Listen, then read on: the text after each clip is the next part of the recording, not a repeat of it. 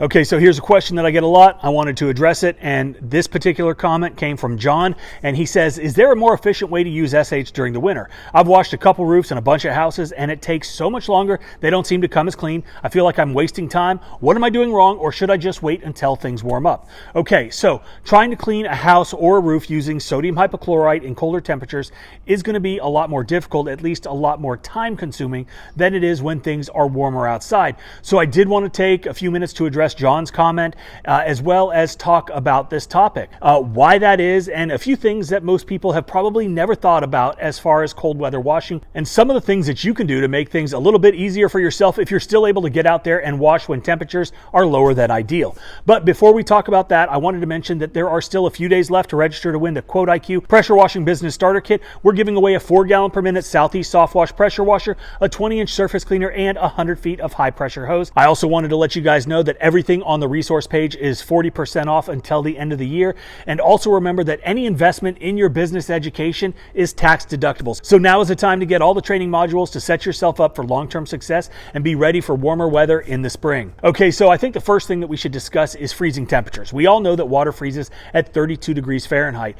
Seawater will start to freeze at about 28.4 degrees. And the reason that I mention this is seawater is significantly more salty than freshwater. So obviously, the higher the salt content, the lower the freezing temperature, right? 12.5% sodium hypochlorite starts to freeze at about 19 degrees. So the stronger the SH, the lower the freezing point. But that is not what we're talking about here today, because most likely nobody's going to be out there in 19 degrees or lower temperatures trying to do anything with bleach and water. But what we are going to talk about is the effectiveness of bleach in the cleaning process at lower temperatures. Now, I'm not a chemist. I don't play one on YouTube, but I do know, like so many of you guys watching, that bleach is less effective in colder temperatures. And I've heard lots of people over the years say that the cold weather is killing their bleach and making it less strong, killing its strength. And I want to clarify that this is not an accurate statement at all. Bleach does not lose any strength from a chemistry standpoint. It just doesn't work as well in colder weather. And because of that, you're going to have to account for this when you are out there quoting jobs in the wintertime.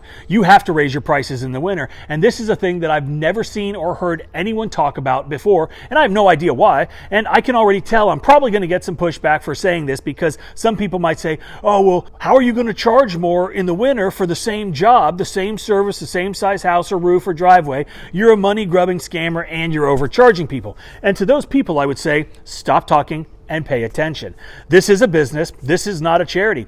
We should all be pushing price all of the time, charging the most we can. And when you provide a value to a customer, they have no issue paying a fair price. If they don't see that value, they don't have to hire us, and that's just fine. But it's important to remember when you are out there quoting, regardless of the season, that we are also charging for our time. And in colder weather, you know that you're going to be spending more time allowing the chemicals to do their job because they don't work as quickly. And time is money, and you need to charge for that added time, regardless of the size of the house or the driveway or whatever it is that you're out there washing. There are so many components to quoting that need to be considered other than just a square foot or a linear foot number. And if you're opposed to being compensated for your time in the winter because it takes longer, then don't work. Stay home. Don't make money. Wait for the temperature to get warmer and then charge your square foot price so you don't feel bad about price gouging. But I don't recommend that. I recommend that you run your business like a professional and you charge accordingly. It's that simple. So with all that being said, what are the things that you can do besides finding the motivation to get up every single morning,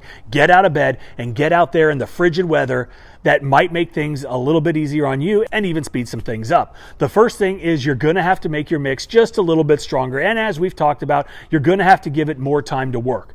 Don't get impatient and start reapplying right away, because then you're just wasting chemical. Remind yourself that it takes longer to start noticing any difference. Another thing that you can do is wait until midday to schedule roofs and even houses, because the sun is going to start to warm things up even slightly, which can help in a number of ways. You might actually be a little bit more comfortable out there working, and the shingles or the siding are going to heat up a little bit more, even in those few hours from being out there early in the morning, which will increase the effectiveness of the cleaning solution that you're applying to do your job. Obviously, if you could wait until it warms and the surface temp of the roof is in the 60 to 65 degree range, that would be best. That's the ideal temperature, if not warmer. But we all know if there is the opportunity to get out there and make that money, we're going to be out there trying to get that money. Now, you can always warm your mix up with hot water if you've got a burner, and that's going to help things a little bit, but don't go too crazy because the heat can distort some types of siding, and that's not something that any of us want to deal with. There are also a few chemicals that I've heard about that you can add to your mix that will help the SH retain its effectiveness in really cold weather. But I've also heard, and I did have some experience with this years and years ago, where it is only a short-term fix and it would burn up your bleach and cause it to lose all of its strength relatively quickly. Enough to get you through the job, of course, but you would just have to batch mix and do small mixes if you're going to use that additive, and that's not how we are set up. But I'm sure somebody out there might have a product now that's been improved since then. I mean, it's been probably 10 years since I've messed with that, but I'm not aware of it. I don't deal with it, and I don't really have to just because of where we live. So those are just a few things to think about as far as washing in the winter. And I did want to leave you with one tip. Now is the time to start planning for the spring and summer. Start talking to commercial accounts. Identify work that they need to have done for the coming year. Submit proposals. Build relationships with them. This is the time. Use the slower time this winter to plan, to strategize for your upcoming season. I hope you enjoyed the video. Thank you for watching. Don't forget to check out 𝗤𝘂IQ and register to win the Pressure Washing Business Starter Kit, and use promo code 40 to get 40% off everything on the resource page, and I hope you have a great day.